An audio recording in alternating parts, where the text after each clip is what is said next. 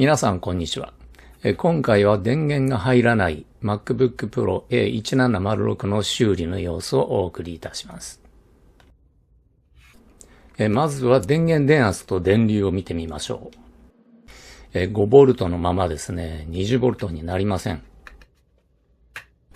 コネクタを変えてみますが、同じですね。それでは分解して基板を見てみましょう。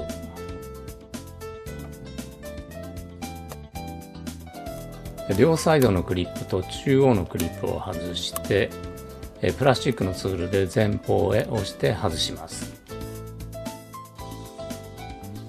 基板を外します。早回し。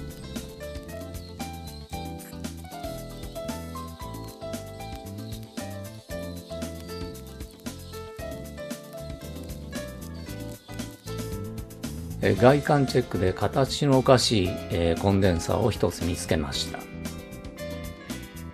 亀裂が入っていて破裂しそうになっています。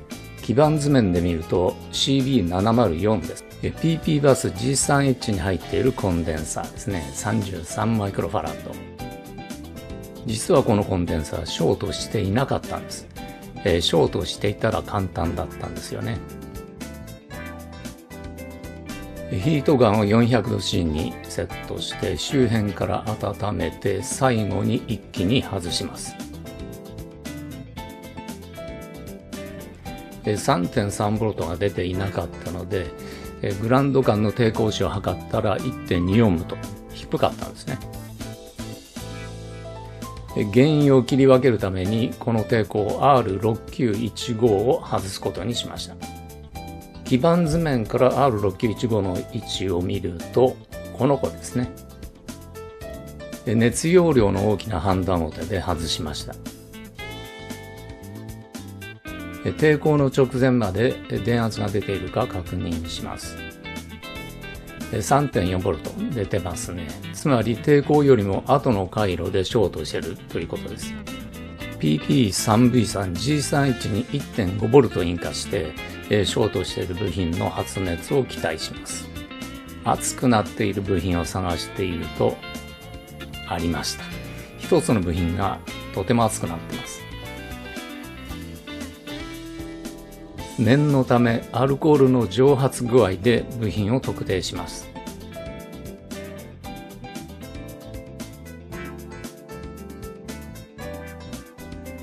このコンデンサーの下でグツグツいってますよね。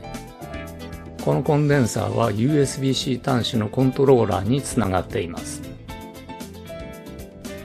しかし場所が悪いですよね。ピンセットが入らない。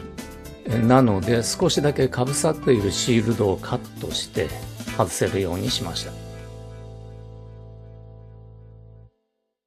た。外すところがちゃんと録画できていませんでした。外した後です。それではコンデンサーを測ってみましょう。はい、ショートしています。外した抵抗を元に戻します。それでは電源電圧と電流を見てみましょう。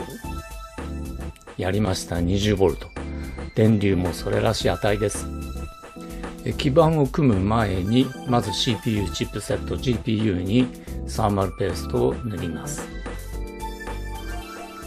ヒートシンクを取り付けます。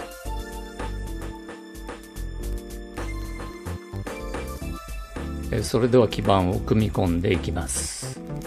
早回し。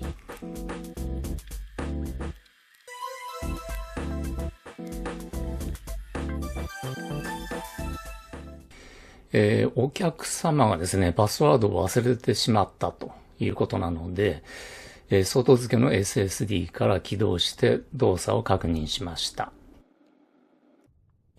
外部ドライブを選択。早回し。はい、起動しました。動作を確認して修理完了です。最後までご視聴いただきありがとうございます。チャンネル登録もよろしくお願いいたします。